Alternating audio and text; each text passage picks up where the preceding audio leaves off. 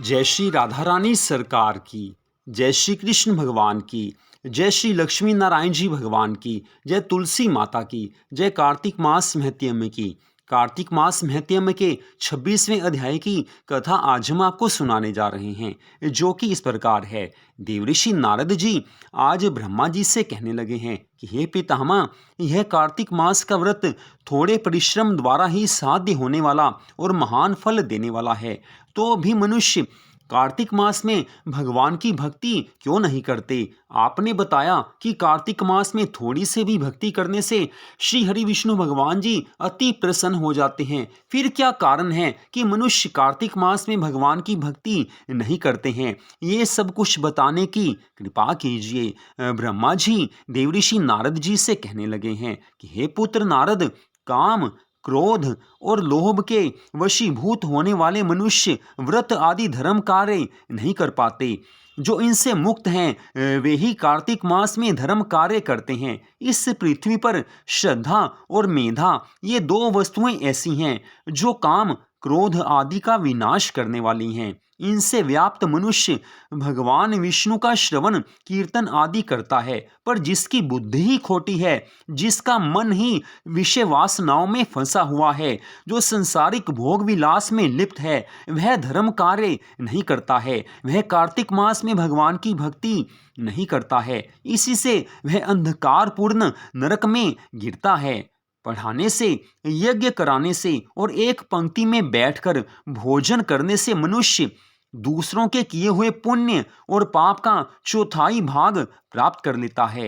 एक आसन पर बैठने, एक सवारी पर यात्रा करने तथा श्वास से शरीर का स्पर्श होने से मनुष्य निश्चय ही पुण्य और पाप के छठे अंश के फल का भागी होता है।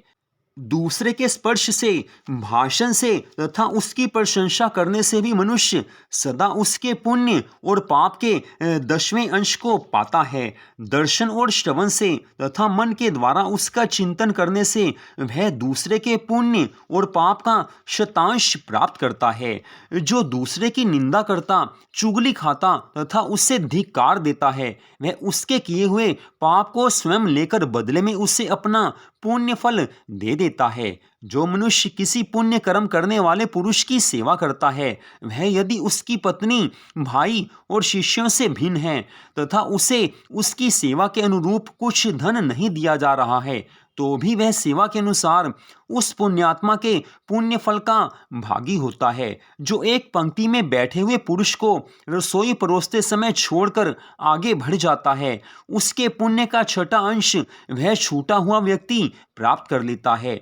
इस कारण जब भी किसी पंक्ति में भोजन परोसा जाए तो बीच में किसी को नहीं छोड़ना चाहिए। स्नान और संध्या आदि करते समय जो दूसरे का स्पर्श तथा दूसरे से बात करता है, वह अपने कर्म जनित पुण्य का छठा अंश उसे अवश्य ही दे डालता है। जो धर्म कार्य करने के लिए दूसरों के पास जाकर धन की याचना करता है, उसके उस पुण्य कर्म जनित फल का भागी वह धन देने वाला भी होता है। अर्थात यहाँ पर यह बताया गया है कि जैसे कोई कथा करवाते हैं या कोई धार्मिक अनुष्ठान करवाते हैं, तो उसके लिए किसी और से धन की याचना करते हैं, किसी से धन लेते हैं, रसीद जाकर कटवाते हैं, धन इकट्ठा करते हैं। तो जो लोग धन देते हैं, जो भगवान के कार्य में सहयोग करते हैं, उनको भी पुण्य फल अवश्य प्राप्त होता है। जो धर्म कार्य करते हैं उनको भी पुण्य मिलता है, लेकिन जो धर्म कार्य करने के लिए धन देते हैं उनको भी पुण्य फल अवश्य प्राप्त होता है। क्योंकि भगवान के कार्य में कोई भी सहयोग कैसे भी क्यों ना करे, चाहे वो तन से सेवा करे, चाहे मन से सेवा करे, चाहे धन से सेवा करे, अवश्य ही भगवान की कृपा की प्राप्ति होती है। और इधर ब्रह्मा जी देवऋषि नारद जी से कहने लगे हैं कि हे पुत्र नारद,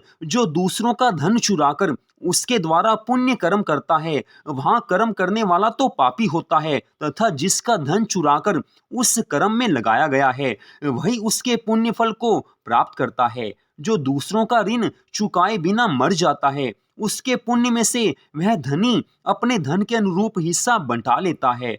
जो बुद्धि देने वाला अर्थात सलाह देने वाला अनुमोदन करने वाला, साधन सामग्री देने वाला तथा बल लगाने वाला है, वह भी पुण्य पाप में से छठे अंश को ग्रहण करता है। प्रजा के पुण्य और पाप में से छठा अंश राजा लेता है। इसी प्रकार शिष्य से गुरु, स्त्री से उसका पति और पुत्र से उसका पिता पुण्य पाप का छठा अंश ग्रहण करता है। स्त्री भी यदि अपने पति के मन के अनुकूल चलने वाली और सदा उसे संतुष्ट रखने वाली हो तो ऐसी स्त्री भी अपने पति के द्वारा किए गए पुण्य का आधा भाग प्राप्त कर लेती है। जो दूसरे के हाथ से दान आदि पुण्य कर्म करता है, उसके पुण्य का छठा अंश वह करता ही ले लेता है।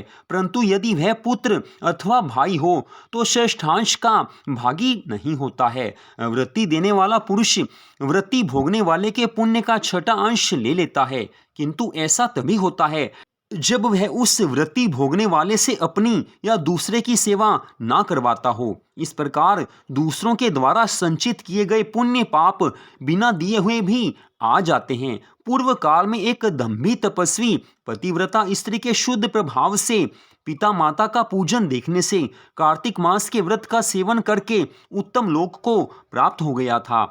इतनी कथा सुनकर देवऋषि नारद जी आज ब्रह्मा जी से पूछने लगे हैं कि हे भगवान, मैं मासोपवास की विधि और उसके फल का यथा उचित वर्णन सुनना चाहता हूँ। ब्रह्मा जी कहने लगे हैं कि हे पुत्र नारद, जैसे देवताओं में श्री हरि विष्णु भगवान जी श्रेष्ठ हैं, उसी प्रकार संपूर्ण व्रतों में यह कार्तिक मास अति श्रेष्ठ है। इसमें जो भी भक्ति की जाए उसका फल अनंत गुना होकर प्राप्त होता है।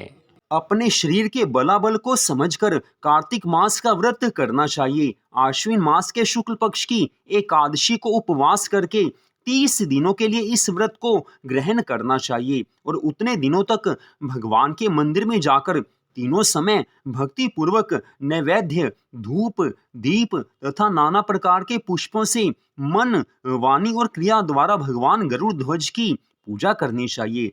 स्वधर्म परायण मनुष्य और अपनी इंद्रियों को वश में रखने वाली सौभाग्यवती अथवा विधवा स्त्री भगवान वासुदेव की पूजा करे।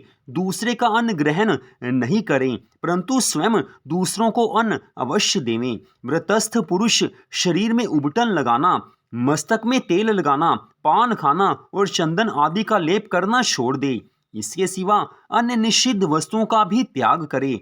व्रत का पालन करने वाला मनुष्य विपरीत कर्म में लगे रहने वाले किसी मनुष्य का ना तो स्पर्श करे, ना उससे बात ही करे। गृहस्थ भी देव मंदिर में रहकर व्रत का आचरण करे। यथोक्त विधि से मासोपवास व्रत पूरा करके द्वादशी तिथि में परम पवित्र भगवान विष्णु का पूजन करे।